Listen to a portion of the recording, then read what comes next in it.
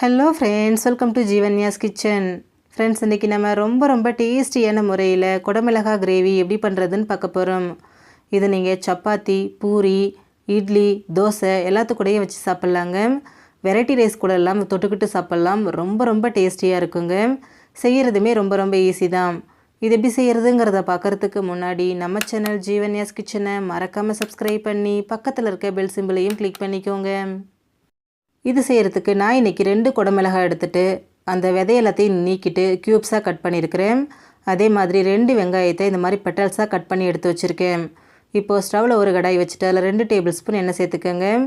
எண்ணெய் சூடானதும் நம்ம கட் பண்ணி வச்சுருக்கக்கூடிய வெங்காயம், குடமிளகாவை இதில் சேர்த்துருங்க. சேர்த்துட்டு ஸ்டவ்வை மிதமான தீயிலேயே வச்சுட்டு ஒரு 5 நிமிஷத்துக்கு இது நல்லா இந்த மாதிரி கலந்து கொடுங்க.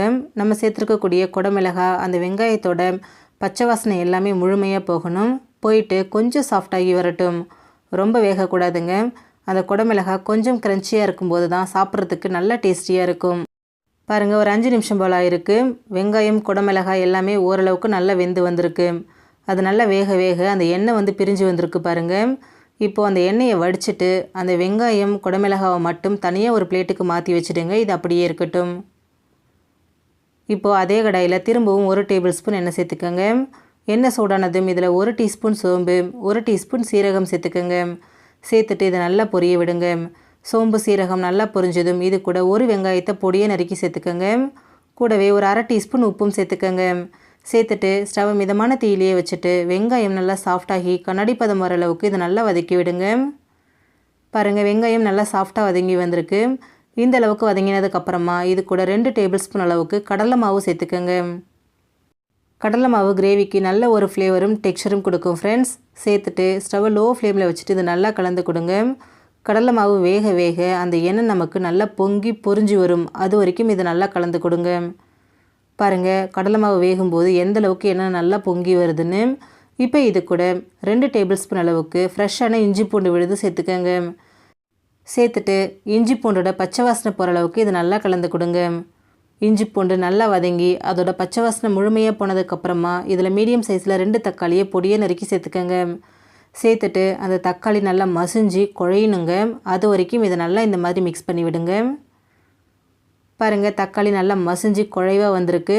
இந்த அளவுக்கு நல்லா மிக்ஸ் பண்ணதுக்கப்புறமா இது கூட 1/4 டீஸ்பூன் அளவுக்கு மஞ்சள் தூள், 2 டீஸ்பூன் அளவுக்கு தனி மிளகாய் தூள், 1 டீஸ்பூன் மல்லித்தூள் சேர்த்துக்கோங்க. சேர்த்துட்டு ஸ்டவ் லோ ஃப்ளேம்லேயே வச்சுட்டு இதை நல்லா கலந்து விடுங்க. அந்த மசாலாவும் நல்லா வெந்து பச்சை வாசனை போயிட்டு எண்ணெய் பிரியட்டும். பாருங்கள், மசாலா நல்லா வெந்துருச்சு, எண்ணெய் பிரிய ஆரம்பிச்சிருச்சு. இப்போ இதில் 2 டேபிள் ஸ்பூன் அளவுக்கு தயிர் சேர்த்துக்கோங்க. தயிர் சேர்த்துட்டு இது ரொம்ப நேரத்துக்கெல்லாம் நம்ம வதக்க வேண்டாம். அந்த மசாலாவோட தயிர் மிக்ஸ் ஆகிற அளவுக்கு இதை நல்லா கலந்து விட்டாலே போதும். பாருங்கள், இந்த அளவுக்கு நல்லா மிக்ஸ் பண்ணிக்கோங்க. இப்போ இதில் தண்ணி சேர்த்துக்கலாம். நான் இன்றைக்கி 1.5 கப் அளவுக்கு தண்ணி சேர்த்துக்கிறேன். கூடவே தேவையான அளவு உப்பு, நான் 1 டீஸ்பூன் உப்பும் சேர்த்துக்கிறேன். சேர்த்துட்டு இது எல்லாத்தையும் நல்லா ஒரு தடவை கலந்து விடுங்க. உங்களுக்கு எந்த அளவுக்கு திக்னஸ் தேவையோ அதுக்கேற்ற மாதிரி நீங்கள் தண்ணி சேர்த்துக்கலாங்க. இந்த அளவு தான் சேர்க்கணும் அப்படிங்கிறதுலாம் கிடையாது. பாருங்கள், நல்லா கலந்தாச்சு. ஓரளவுக்கு திக்காகவே இருக்குது. இப்போ இதை மூடி போட்டு எண்ணெய் பிரிஞ்சு வர அளவுக்கு இதை வேக விடுங்க. இது ஒரு 5 நிமிஷம் போல் ஆகும். பாருங்கள், ஒரு 5 நிமிஷம் போல் ஆகிடுச்சு. கிரேவி நல்லா கொதிச்சு வந்திருக்கு. பாருங்கள், நம்ம சேர்த்த எண்ணெய் எல்லாமே பாருங்கள் நல்லா பிரிஞ்சு வந்திருக்கு. கிரேவியோட கன்சிஸ்டன்சியும் பாருங்கள் பர்ஃபெக்டாக இருக்குது. இப்போ இதில் நம்ம வதக்கி வச்சுருக்கோம் இல்லைங்களா, குடமிளகாய், வெங்காயம், அதை சேர்த்துக்கோங்க. சேர்த்துட்டு இது எல்லாத்தையும் திரும்பவும் ஒரு தடவை கலந்து விடுங்க. இது வெந்து வரும்போது இன்னும் கொஞ்சம் திக்காகுங்க. ஒருவேளை உங்களுக்கு ரொம்ப திக்காக இருக்கிற மாதிரி இருந்துச்சுன்னா இந்த ஸ்டேஜில் கொஞ்சமாக தண்ணி சேர்த்துக்கோங்க. எனக்கு இது கரெக்டாக இருக்குது. இப்போ இதில் கடைசியாக 1/2 டீஸ்பூன் அளவுக்கு கரம் மசாலா சேர்த்துக்கோங்க. சேர்த்துட்டு திரும்பவும் ஒரு தடவை இதை நல்லா இந்த மாதிரி கலந்து விடுங்க. இப்போ இதை திரும்பவும் மூடி போட்டு லோ ஃப்ளேமில் நல்லா வேக விடுங்க. அந்த குடமிளகாய் வெந்து எண்ணெய் நல்லா பிரிஞ்சு வரணும். பாருங்கள், ஒரு 5 நிமிஷம் போல் ஆயிருக்கு. எண்ணெய் முழுமையாக பிரிஞ்சு வந்திருக்கு. பாருங்கள், நம்ம சேர்த்த குடமிளகாவும் நல்லாவே வெந்து வந்திருக்கு. கன்சிஸ்டன்சியும் பாருங்கள் ரொம்பவே பர்ஃபெக்டாக இருக்குது. சப்பாத்தி, பூரிக்கெல்லாம் இது ரொம்ப பொருத்தமாக இருக்கும். இப்போ இதில் கடைசியாக 1 கையளவுக்கு பொடியை நறுக்கின மல்லி இலையை சேர்த்துக்கோங்க. சேர்த்துட்டு இதை ஒரு தடவை நல்லா இந்த மாதிரி கலந்து விட்டுட்டு இது நம்ம ஸ்டவ்லேருந்து எடுத்துடலாம். எவ்வளோ பர்ஃபெக்டாக வந்திருக்குன்னு பாருங்கள். ஃப்ரெண்ட்ஸ், நீங்களும் இதே மாதிரியே குடமிளகாய் கிரேவி செஞ்சு கொடுங்க. எல்லாருமே விரும்பி சாப்பிடுவாங்க. ஃப்ரெண்ட்ஸ், இந்த வீடியோ உங்களுக்கு பிடிச்சிருந்தா லைக் பண்ணுங்கள், ஷேர் பண்ணுங்கள், கமெண்ட் பண்ணுங்கள். ஜீவன்யாஸ் கிச்சனை சப்ஸ்கிரைப் பண்ணி பக்கத்தில் இருக்க பெல் சிம்பிளையும் கிளிக் பண்ணிக்கோங்க.